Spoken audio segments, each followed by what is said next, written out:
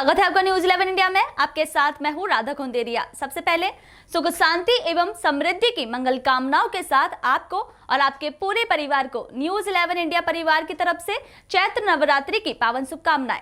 चलिए अब शुरुआत करते हैं आज की खबरों की। सुल्तानपुर में आज सुबह एक दूध विक्रेता की पीट कर हत्या कर दी गई। घटना के बाद विक्रेता का शव नहर में फेंककर हत्यारे फरार हो गए। आशंका जताई जा रही है कि जमीनी विवाद के पट्टेदारों ने घटना को अंजाम दिया है। फिलहाल सूचना पर पहुंची पुलिस ने सबको पोस्टमार्टम के लिए भेज दिया है और पूरे मामले की पड़ताल कर रही है।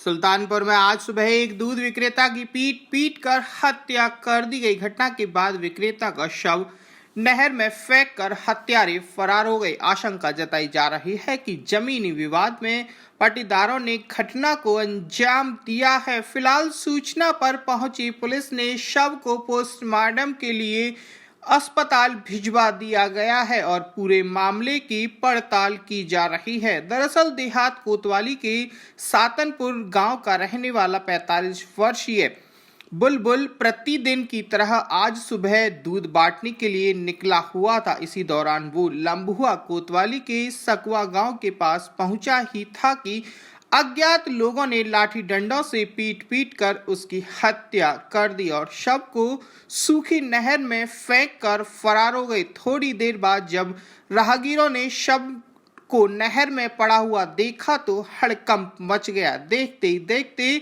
सैकड़ों की संख्या में लोग एकत्रित हो गए। आनन फानन में पुलिस को सूचना दी गई। फिलहाल पुलिस ने शव का पोस्टमार्टम के लिए अस्पताल भिजवा दिया गया है और मामले की पड़ताल की जा रही है। पुलिस के अनुसार जमीनी विवाद में पट्टेदारों द्वारा इस घटना को अंजाम देने की आशंका जताई जा रही है। Bureau report news 11 India.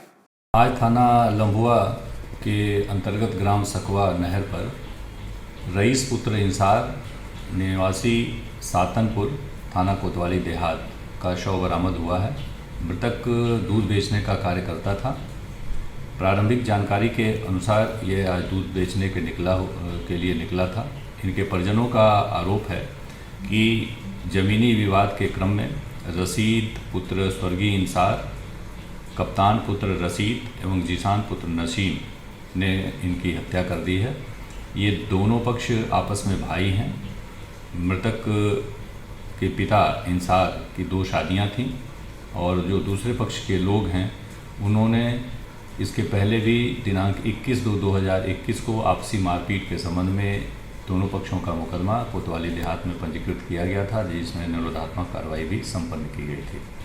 शव को कब्जे में लेकर पोस्टमार्टम के लिए भिजवाया गया है तथा अभियुक्तों की पतारसी के लिए टीम गठित की गई है। मौके पर शांति। विंध्याचल में स्थित मां विंध्यवासिनी जी के दरबार में भक्तों के द्वारा माथा टेका गया। नवरात्रि के पहले दिन हजारों की संख्या में श्रद्धालुओं ने मां विंध्यवासिनी के दर्शन पूजन किए। इसके चलते श्रद्धालु कोविड के सारे नियमों का पालन करते दिखाई दिए। विंध्याचल में स्थित मां विंध्यवासिनी जी के दरबार में भक्तों द्वारा माथा टेका गया। नवरात्रि के पहले दिन हजारों की संख्या में श्रद्धालुओं ने मां विंध्यवासिनी के दर्शन पूजन किए गए। इसके चलते श्रद्धालु कोविड के सारे नियमों का पालन करते हुए दिख रहे हैं। पंडित शेखर शरण उपाध्याय ने बताया कि मां विंध्य क्षेत्र में मां 3 स्वरूपों में विराजमान है, महाकाली, महासरस्वती और महाविंध्यवासिनी, जिनको महालक्ष्मी के रूप में पूजा जाता है। विंध्यवासिनी के पूरे दिन 4 बार आरती होती है, जिनमें मां के चरणों की आरती में अलग अलग स्वरूपों का दर्शन भी होता है। जो भगवती का दर्शन करते हैं, मां उनकी सभी मनोकामनाएं पूर्ण करती हैं। सुमननगर में विद्युत विभाग की 11,000 वोल्ट की लाइन में शॉर्ट सर्किट होने के कारण गन्ने की 20 बीघा फसल जलकर राख हो गई। सुमननगर में विद्युत विभाग की 11,000 वोल्ट की लाइन में शॉर्ट सर्किट होने के कारण से गन्ने की 20 बीघा फसल जलकर राख हो गई। तुरंत ही इसकी सूचना स्थानीय पुलिस और प्रशासन और दमकल विभाग को दी गई। सतर्कता दिखाते हुए दमकल विभाग की 3 गाड़ियां मौके पर पहुंच गईं, लेकिन जब तक आग अपना खेल खेल चुकी थी और गन्ने की 20 बीघा फसल जलकर राख हो गई। किसी तरह ग्रामीणों ने ट्रैक्टरों की मदद से अन्य खेतों को आग की चपेट में आने से बचा लिया। बताते चलें कि सुमन नगर क्षेत्र धीरे धीरे आबादी में तब्दील होने वाला क्षेत्र है, जहां आबादी वाले एरिया को खेत खलिहानों ने घेरा हुआ है। आए दिन यहां आग लगने की घटनाएं होती रहती हैं, इसलिए लोगों ने कई बार शासन और प्रशासन से इसी क्षेत्र में दमकल विभाग की व्यवस्थाएं करने की गुहार शासन और प्रशासन से लगाई है। सुमन नगर से रामपाल सैनी की रिपोर्ट। मैं कुंभ मेला जटवालापुर पर स्थापित हूँ। मेरी यूनिट वहाँ है। मुझे मायापुर से फौरन द्वारा सूचना मिली कि सुमन नगर में गेहूं की खेत में आग लगी, लेकिन यहाँ पर तो गन्ने की खेत में आग लगी थी। मैंने तुरंत वहाँ से अपनी फायर यूनिट को लेके और जो एक हमारी कुंभ की ड्यूटी हमारी बहादुराबाद में भी स्थापित है उसको और सिटकुल की भी गाड़ी, हम 3 गाड़ियों को लेके यहाँ आए और हमें रास्ते में बताया गया कि आग बड़ी है, आप अपनी सहायता के लिए और गाड़ियों को भी मंगवाए थे। तो इसी प्रकार यहाँ पर गाड़ियाँ आ गई थी। यहाँ पर 3 गाड़ियाँ पहुँची हैं, एक सिटकुल हरिद्वार से, एक कुंभ मेला बहादुराबाद से, एक कुंभ मेला जटवालापुर से। इसमें जो उन्होंने हमारा अपना बताया कि हमारे इतने बीघा या इतने एकड़ हमारा वो जल गया है और वो देख लिया है, मुआयना कर लिया गया है और उसका जो इन्होंने एक अनुमानित बताया कि एक हमारे बीघे में इतने कुंटल होते हिसाब से उसका ये सरकारी स्तर की बातें हैं और ये उस पर बात करेंगे, लेकिन ज़रूरत है ऐसा लगता है। दूसरी चीज़ है जो ये आग लगी है, ये 14:36 में मुझे सूचना मिली थी। उससे पहले यहाँ हवा का बहुत तेज़ रुख था और जैसे इन लोगों ने बताया कि इस लाइन के पीछे की साइड से इस लाइन में कोई पेड़ की टहनी गिरी हवा की वजह से और जो यहाँ का जंपर में आग लगी और उसकी चिंगारी इस खेत में पहुँची और उसी से यहाँ आग लगी। शॉर्ट सर्किट है। धर्मनगरी हरिद्वार में कुंभ मेले के दूसरे शाही स्नान पर अलौकिक नजारा देखने को मिला।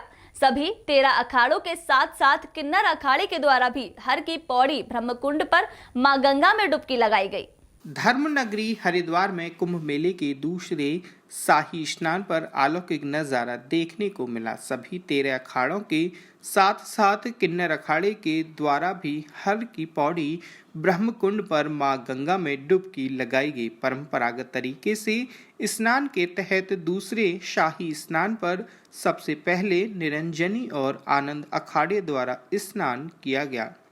उसके बाद जूना, अवाहना, अग्नि और किन्नर अखाड़े ने भव्य रूप से हर की पौड़ी ब्रह्मकुंड पर स्नान किया। उसके बाद महानिर्वाणी और अटल अखाड़े में गंगा स्नान किया गया। उसके बाद बैरागी के 3 अखाड़े स्नान करने पहुंचे। अभी भी वैष्णव संप्रदाय के अखाड़े स्नान करने पहुंच रहे हैं। यह सभी अखाड़े अपनी छावनी से पूरे राजसी शान के साथ निकले। 11 वर्ष बाद आए इस अलौकिक दृश्य को देखने के लिए बड़ी संख्या में श्रद्धालु सड़कों पर खड़े होकर संत समाज के प्रति अपनी आस्था व्यक्त की और अखाड़ों के महामंडलेश्वर रथों पर सवार होकर हर की पौड़ी स्नान करने पहुंचे। अखाड़ा के महामंडलेश्वर भी श्रद्धालुओं की भीड़ देखने को मिली और नज़ारा भी बहुत ही उत्साहित नजर आया। वहीं अखाड़े की महामंडलेश्वर मां अंबा नंदगिरी का कहना है कि कुंभ को लेकर लोगों में काफी उत्साह देखने को मिल रहा है। यह बहुत ही अद्भुत नज़ारा है। किन्नर अखाड़े ने भी हमारे साथ दूसरा शाही स्नान किया। कोरोना महामारी होने के बावजूद भी लोगों में इतना श्रद्धा देखने को मिल रही है और सभी मां गंगा का स्नान करने हरिद्वार आ रहे हैं और यही उत्साह दिखता है कि कुंभ मेले का क्या महत्व है। कुंभ के दूसरे शाही स्नान में सभी अखाड़ों के युवा संतों ने भी बढ़ चढ़कर हिस्सा लिया। इस बार कई अखाड़ों द्वारा युवा संतों को महामंडलेश्वर बनाया गया है। हरिद्वार से रामपाल सैनी की रिपोर्ट। अभी के लिए बस इतना ही। मुझे दीजिए इजाजत। फिर मिलेंगे नई खबरों के साथ। देखते रहिए न्यूज़ 11 इंडिया। नमस्कार।